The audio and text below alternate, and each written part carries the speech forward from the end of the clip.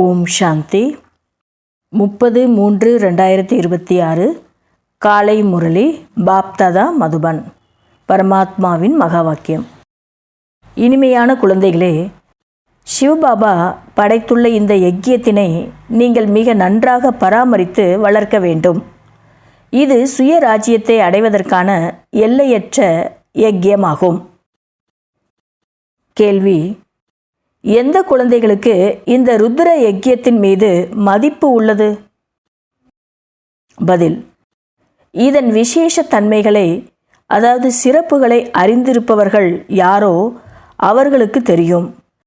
இந்த ருத்ர யக்கியத்தினால் நாம் சோழியிலிருந்து வைரம் போல் ஆகின்றோம். இதில் பழைய உலகம் முழுவதுமே ஸ்வாகா ஆகிவிடும். இந்த பழைய சரீரத்தையும் ஸ்வாகா செய்ய வேண்டும். யக்கியத்தில் தடைகள் ஏற்படுத்துகிற மாதிரி எந்த ஒரு விதிமுறைக்கு புறம்பான காரியமும் செய்துவிடக்கூடாது. எப்போது அத்தகைய கவனம் உள்ளதோ அப்போதுதான் மதிப்பு வைக்க முடியும். பாடல்: தாயே ஓ தாயே. ஓம் சாந்தி. குழந்தைகள், பாடலை கேட்டீர்கள்.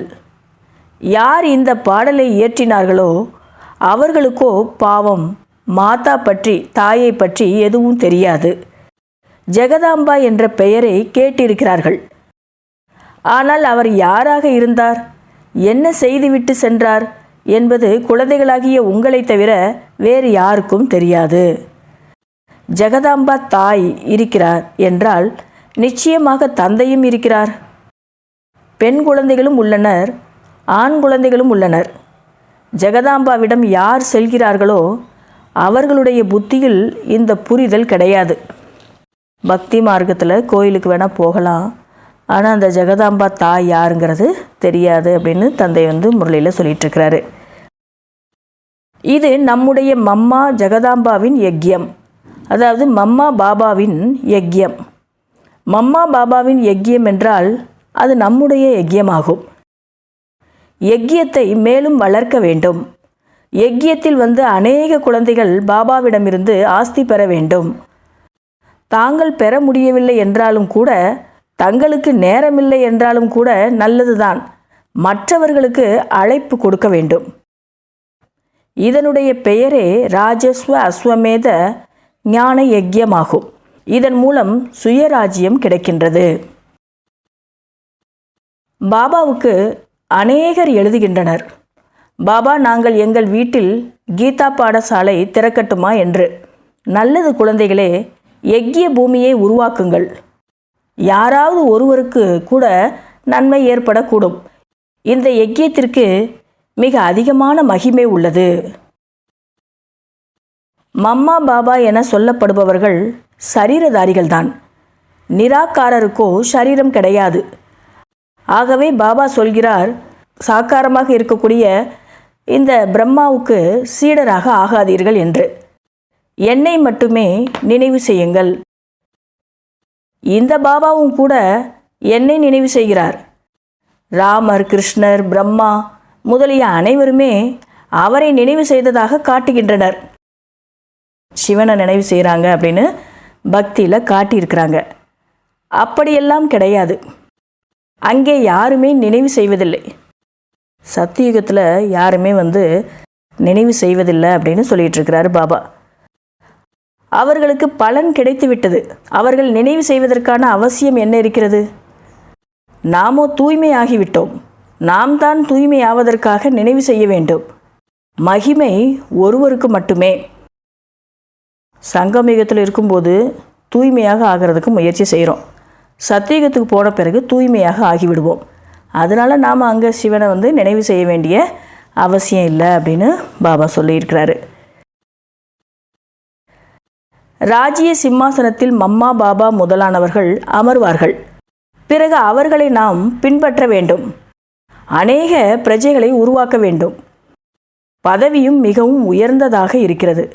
இதில் பயப்படுவதற்கான எந்த ஒரு விஷயமும் கிடையாது.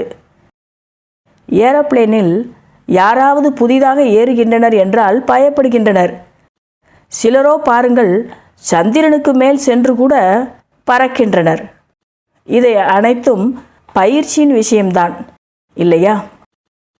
அதனால் நாம் பின்பற்றுவதற்கோ இல்லை அவங்கள போல் மம்மா பாபாவை போல் ராஜ்ய சிம்மாசனத்தில் அமர்வதற்கோ பயப்பட வேண்டிய அவசியம் இல்லை. எல்லாமே பயிற்சியில் தான் இருக்குது அப்படின்னு பாபா சொல்லிகிட்ருக்கிறாரு. டிராமாவை சாட்சியாக இருந்து பார்க்கப்படுகின்றது. குழந்தைகளுக்கு யக்கியத்தின் மீது மிகுந்த மரியாதை இருக்க வேண்டும்.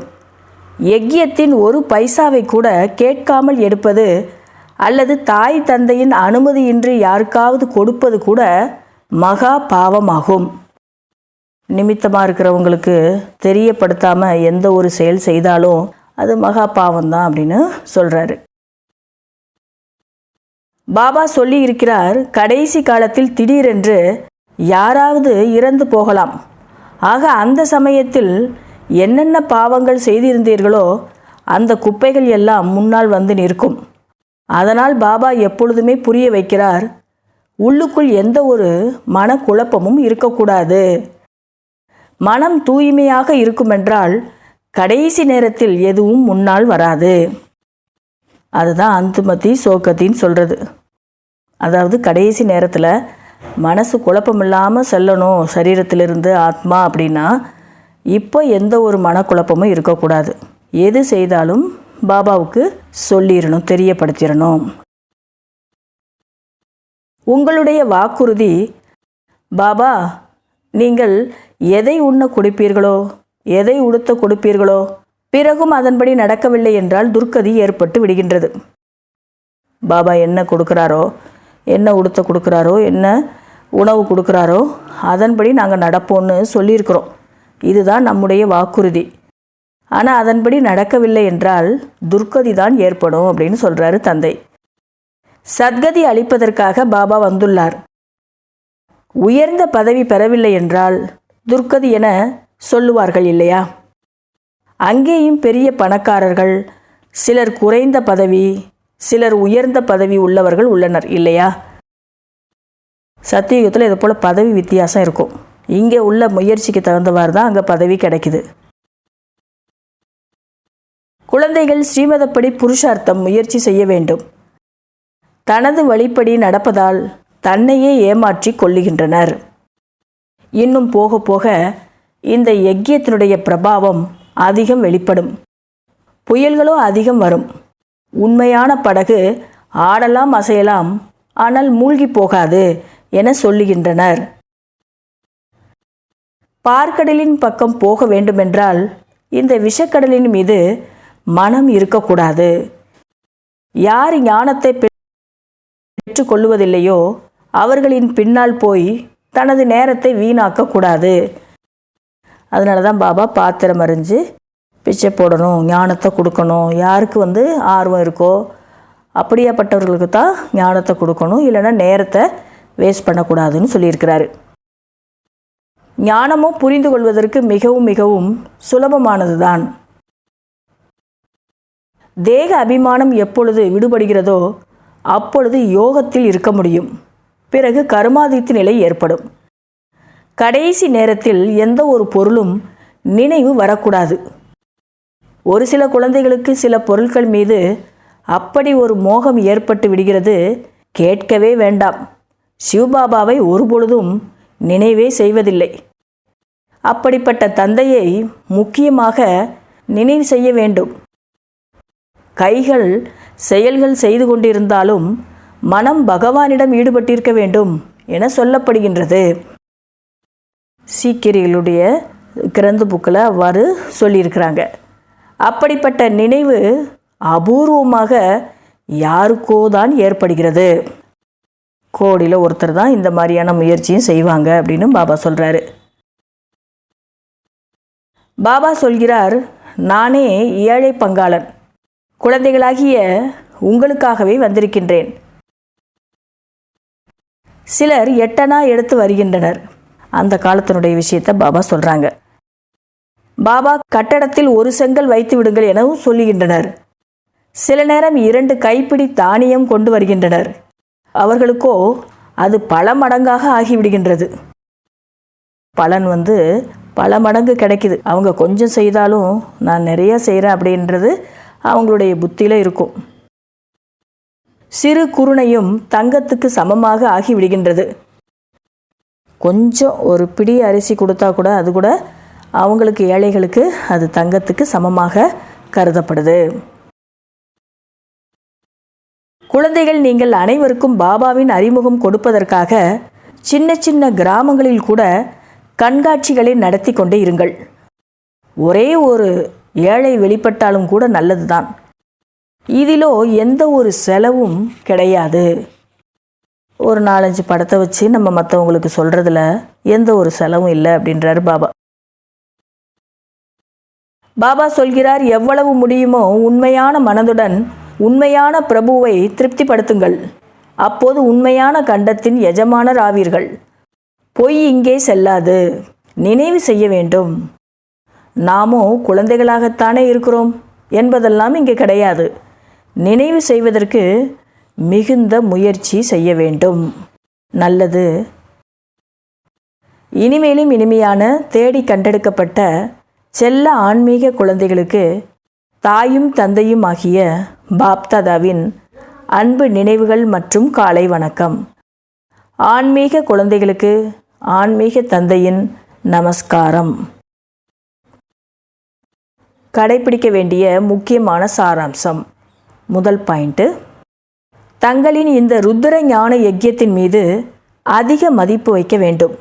யஜ்யத்தின் சூழ்நிலையை மிகவும் சுத்தமாக, சக்தி நிறைந்ததாக ஆக்குவதில் சகயோகி ஆக வேண்டும்.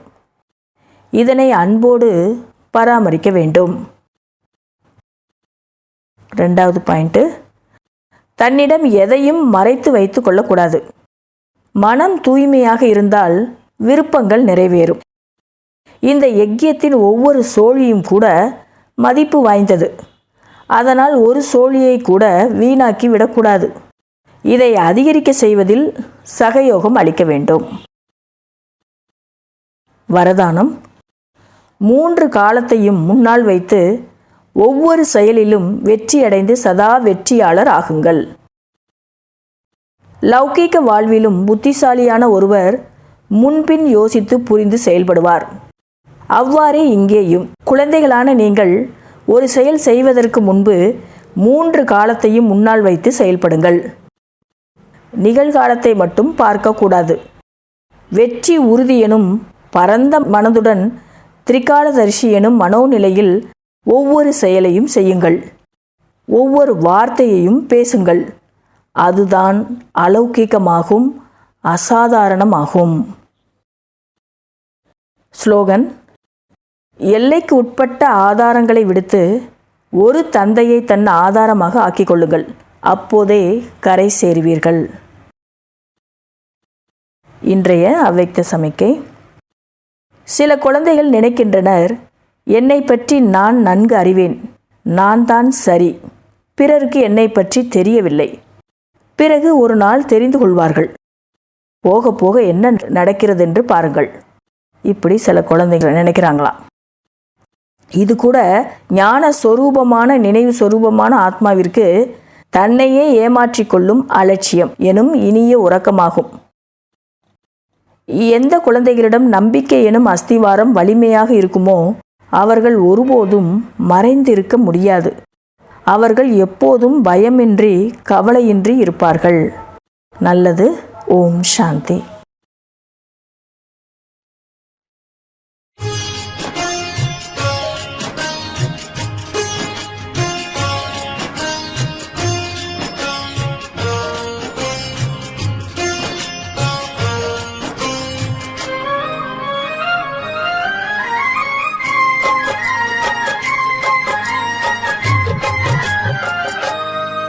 இன்னாருயிர் நண்பன் நீயே,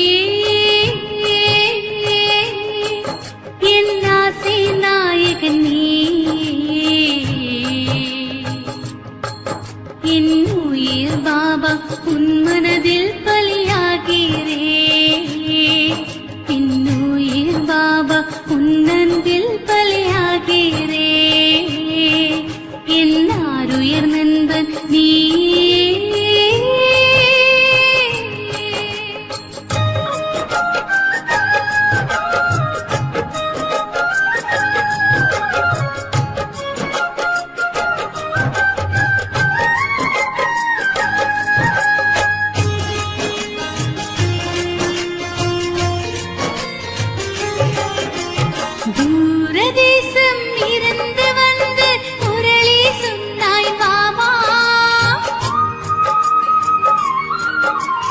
தூங்கியிருந்த உயிர்களுக்கெல்லாம் நிம்மதி தந்தாய் பாபா.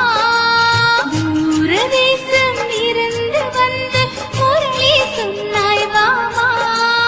தூங்கியிருந்த உயிர்களுக்கெல்லாம் நிம்மதி தந்தாய் பாபா. பாபா என்னும் பெயரில் மந்திரத்தான் இருக்கிறது. மாயா என்னும் பேரே மதுவே அழிகிறது. அதர்ம உலகம் மாறட்டுமே, புது ஸ்வர்க்க உலகம் தொடங்கட்டுமே. என் உயிர் பாபா உன் மனதில் பலியாகிறே. என் உயிர் பாபா உன் அன்பில் பலி